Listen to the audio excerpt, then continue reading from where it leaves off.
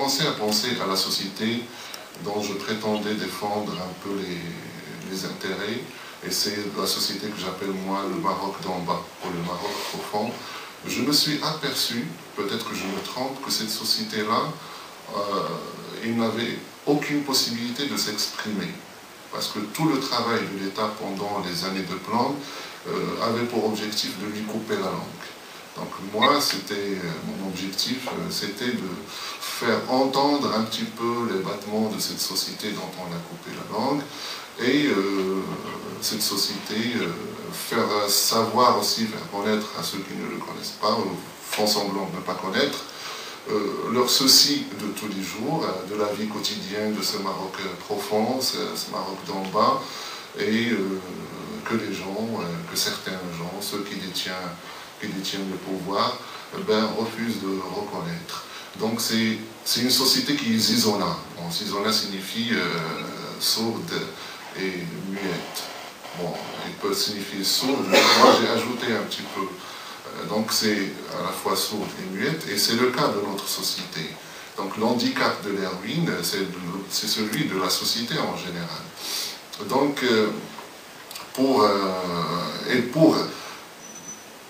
j'ai choisi, je me suis dit que la personne, la catégorie sociale qui incarne la misère la plus crasse dans notre société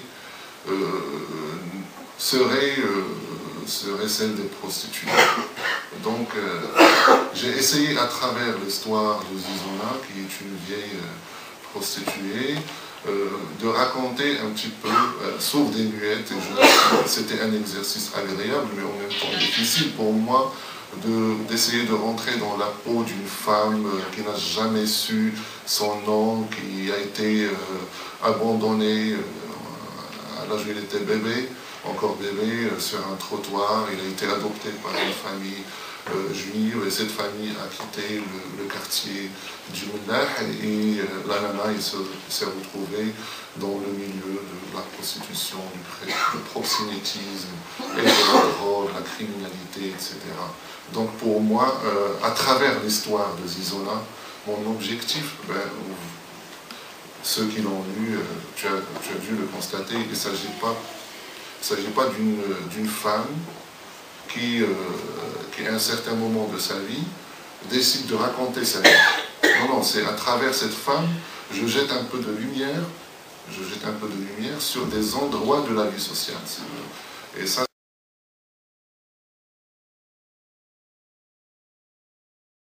une nation non éduquée, machiste, est fondée sur le mépris de la femme. Ça, oui, on a du mal à admettre qu'une pute n'est jamais pute seule. Il y a toujours un homme derrière, un homme qui profite de sa misère et se sert de son corps pour apaiser ses besoins, ses fantasmes. Et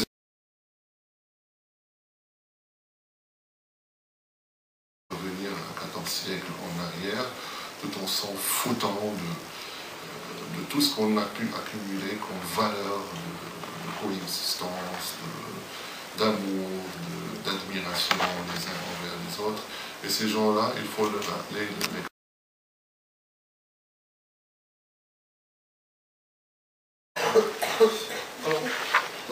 Je voulais vous poser la question, est-ce que vous êtes en train de régler des comptes avec la gauche, ou vous voulez montrer que, en fait,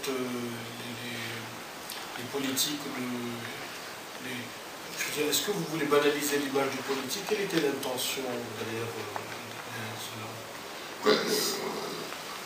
C'était tout simplement c'était pas de rendre des comptes, mais tout simplement de montrer le vrai visage de ceux qui portent réellement atteinte à la gauche, à ses valeurs, à son histoire, etc., et à son militantisme.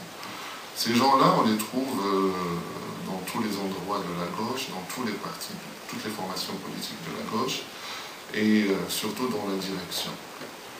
Ils passent toute la journée, tout leur temps, à chanter leur engagement, leur attachement aux valeurs, aux vieilles valeurs de la gauche, alors qu'ils ensemble se voient à travers leurs actes.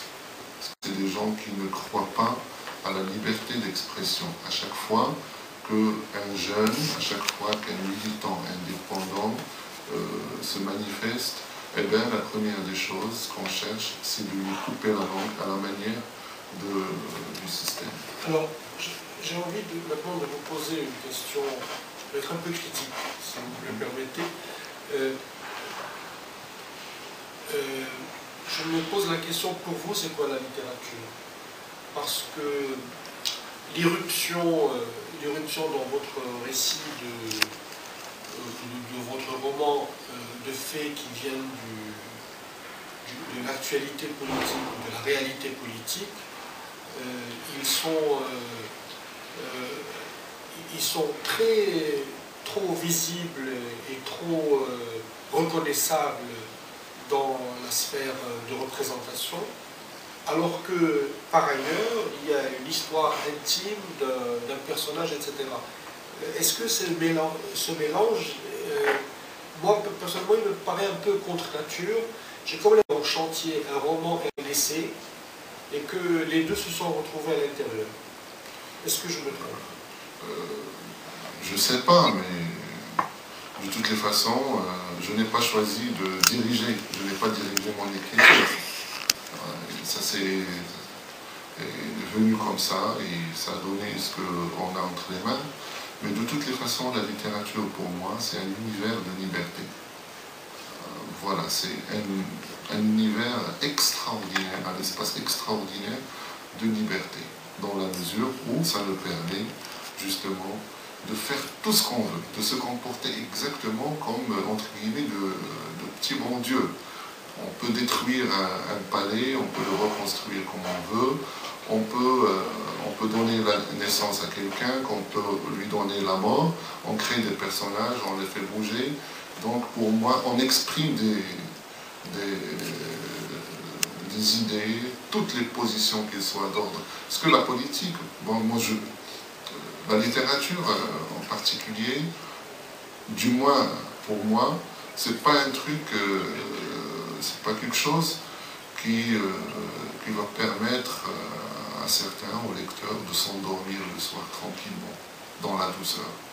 Pour moi, je crois que la littérature doit être une source de dérangement social et politique, etc. C'est une façon dont... Et ce qui est très dangereux dans la politique, c'est que souvent, ce que tu dis dans un récit, dans un roman, passe fluidement, et les gens ne te demandent pas des arguments. Ça, c'est magnifique, c'est génial.